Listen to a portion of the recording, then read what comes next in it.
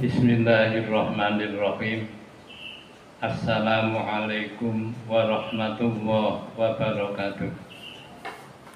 Alhamdulillah alladzi anzalas sakinata fi qulubil mu'minin.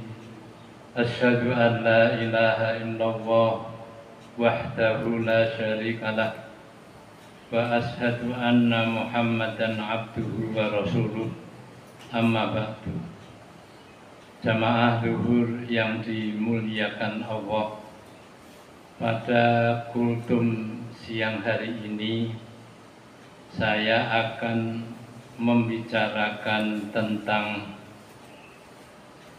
konsep al-faqru atau bahasa kita fakir menurut tinjauan ilmu tasawuf. Materi ini dulu sudah saya awali dengan pembicaraan tentang fakir menurut pandangan syariat. Untuk mengingat kembali bagaimana fakir menurut tinjauan syariat. Syariat menjelaskan bahwa fakir itu adalah orang yang tidak mempunyai kehidupan atau penghasilan, sehingga tidak bisa mencukupi kebutuhan sehari-hari. Saya mengalami peristiwa di satu malam hari. Pada malam hari saya punya toko kecil yang saya tutup setiap jam 9 malam. Ketika saya mau menutup toko, tiba-tiba ada anak kecil lari manggil saya, "Pak, beli." Saya lihat anak itu anak kecil yang usia kurang lebih 10 tahun. Saya tanya, "Beli apa?" "Tumbas uwos kali tigan, Pak." "Ya." "Beras berapa?" 1 kilo. "Kemudian telur berapa?" 1/4. Uang yang disodorkan kepada saya 10.000. Dari uang 10.000 sendiri, kalau kita lihat dari yang dia minta, sudah tidak mencukupi untuk apa yang dia sampaikan. Saya jawab, "Iya, saya juali 1 kilo dan telur 1/4. Anak saya tanya, "Nang, kowe wis mangan kawit ndek isuk?" "Dereng, Pak, wong bapak nembe mantuk jam niki kula disukani arta 12.000. Ibu nembe badhe masak. Sehari belum makan dan orang tua datang ke rumah hanya bawa uang 10.000. Itulah orang fakir. Itulah orang yang tidak mempunyai penghasilan tetap untuk memenuhi kebutuhan sehari-hari. Itu namanya fakir. Maka dalam hal bagaimana kita bersedekah, agama menganjurkan untuk lebih mengedepankan pemberian itu kepada fakir miskin. Kenapa? Karena mereka orang yang lebih sangat membutuhkan. Bahkan Nabi mengatakan, andai di satu kampung ada orang fakir meninggal dunia karena kelaparan, maka yang dosa pertama adalah orang kaya. Jamaah yang dimuliakan Allah, itulah gambaran fakir. Dan memberi kepada fakir miskin pahalanya sangat besar. Kenapa? Karena kalau kita memberi kepada orang-orang fakir miskin, kita tidak pernah akan atau tidak mempunyai pengharapan untuk mendapatkan imbalan apapun dari orang tersebut. Karena orang fakir miskin tidak mungkin bisa memberikan imbalan kecuali berkata matur nuwun dan mendoakan. Jamaah yang dimuliakan Allah, itulah gambaran fakir. Berbeda sama sekali pandangan atau konsep fakir dalam ilmu tasawuf.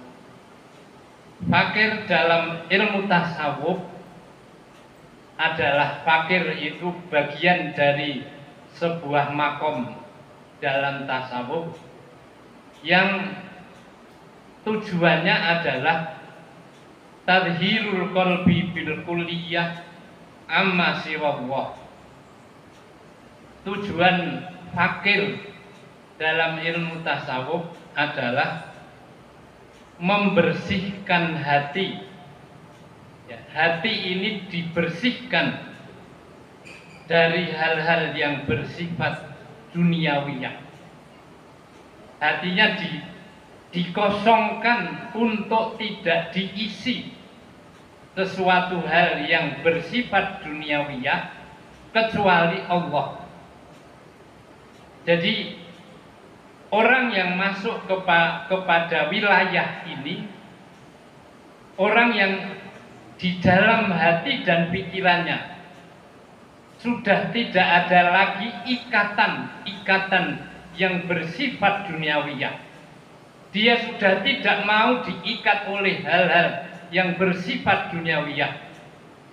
Hati dan pikirannya hanya diisi oleh Allah, diisi dengan Allah.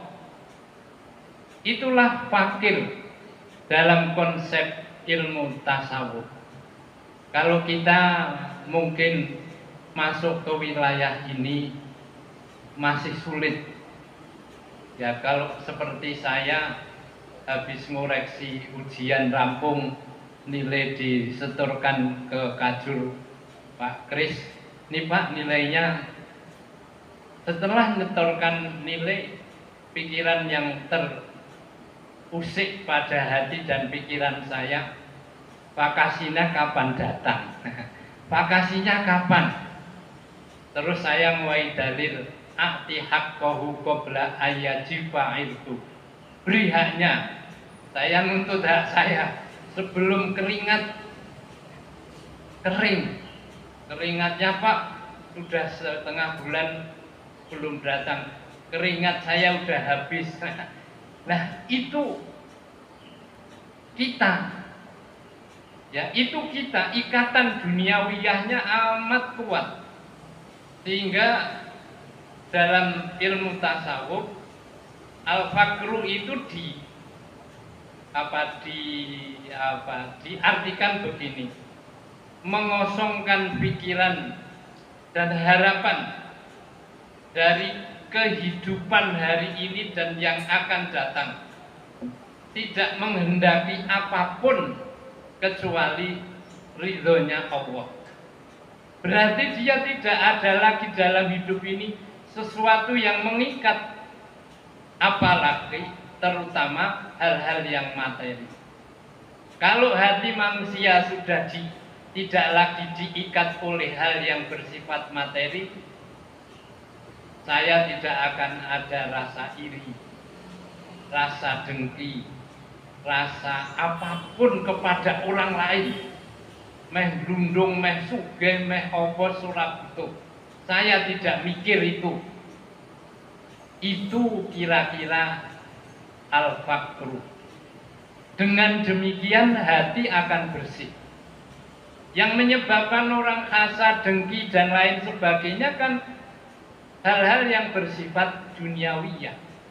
Kalau itu dikosongkan dari hati dan pikiran, adanya dengan orang lain salam, damai, tentram, baik, maka akan lahir antara saya dan panjenengan innamal mu'minuna ikhwah. Membangun ikhwah itu enggak gampang. Diucapkan gampang. Ya, Islam kita bisa hanya dilambi, ngucapin ini gampang. Tapi mewujudkan ikhwahnya itu sudah tidak amat gampang. Sulitnya bukan main. Oleh karena itulah banyak orang mempunyai cara bagaimana membangun hubungan ikhwah kepada Allah, ikhwah kepada sesama manusia dengan melalui berbagai macam cara.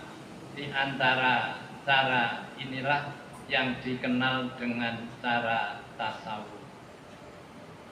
Dan apa benar hadis yang mengatakan kadal fakru ayyakuna kufron, fakir itu mendekati kekufuran.